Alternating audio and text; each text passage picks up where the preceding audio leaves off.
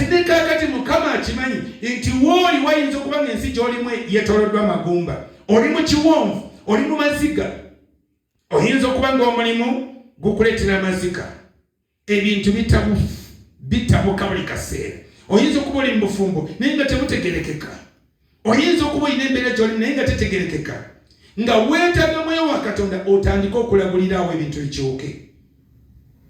Ebintu bikyuke. Katonda si mwana wa muntu okulimba, ate tekikola nga yejjusa nti oba teyagenderera gwe okuteekaawo.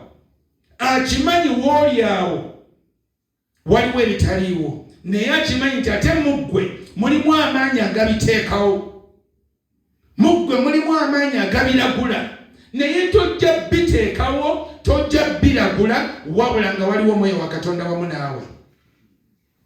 Mukama mulungi, twebaza Katonda kubanga atuwadde ekisa ti nagwe z'oluvannyuma ndifuka omwoyo wange ku bonna abalina omubiri. Kale batabani bammwe baliragula, abakadde baliroota ebirooto, abalenzi bammwe baliraba okwolesebwa.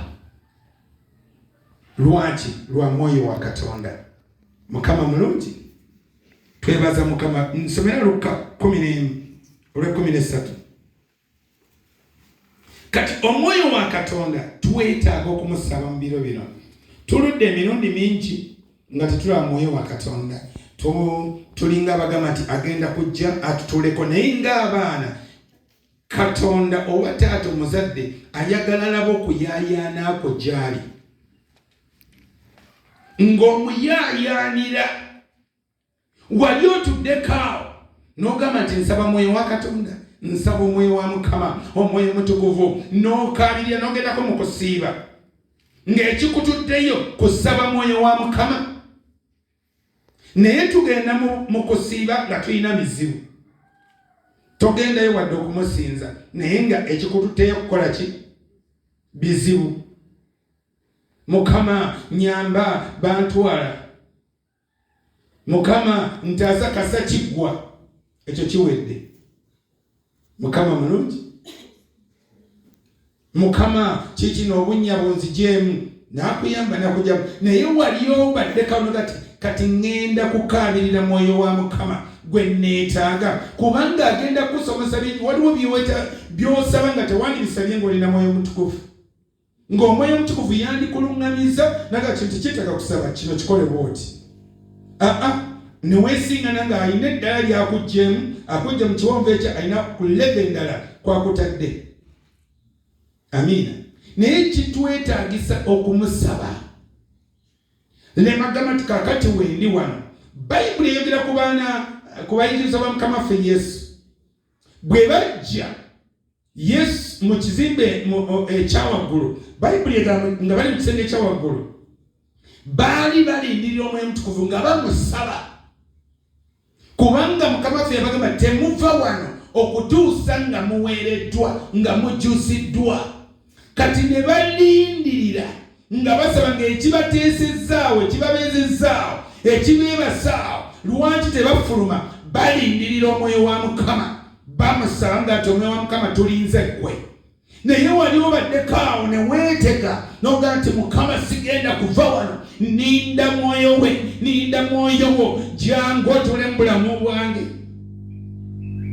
Ogendagenda mu nnyumba ya Mukama nga bakugoba mu nju, gendagenda mu nnyumba ya Mukama ng'emirimu gifa, gendagenda mu nnyumba ya Mukama oluusi kutwala kinyumu oba kubeera nga mpalo. Ffe tetusaba nga ddiini, tuba n'ekigendererwa lwaki tusaba.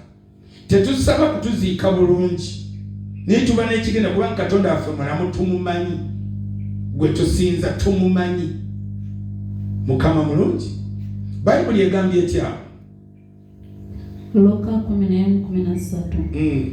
Kale obanga mmwe ababi mumanyi okuwa abaana bammwe ebirabo ebirungi, talisinga nnyo Kitammwe ali mu ggulu okuwa Omwoyo Omutukuvu abamusaba?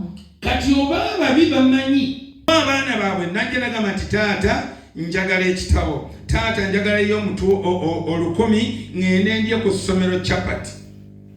tugenda mu spiikidde neetaagayo kino neetaagayo ate ne pocket money neetaagayo olugoye. Omuzadde n'awulira ng'alina ebbanja kubanga omwana yamusabye. Omuzadde ng'atambula omwana amugamba nti taata oba maama ondeeterayo swiiti. Abadde naga omwana yantumye swiiti. Kati agambye ye talisinga nnyo okuwaaba abamusaba omwoyo we. Kati obaddewo ng'olindirira oga nti omwoyo mutukuvu nga tantuulako, tomusabanga. Toteekangawo kuyaayaana mu bulamu bwo noga nti olwaleero siva mu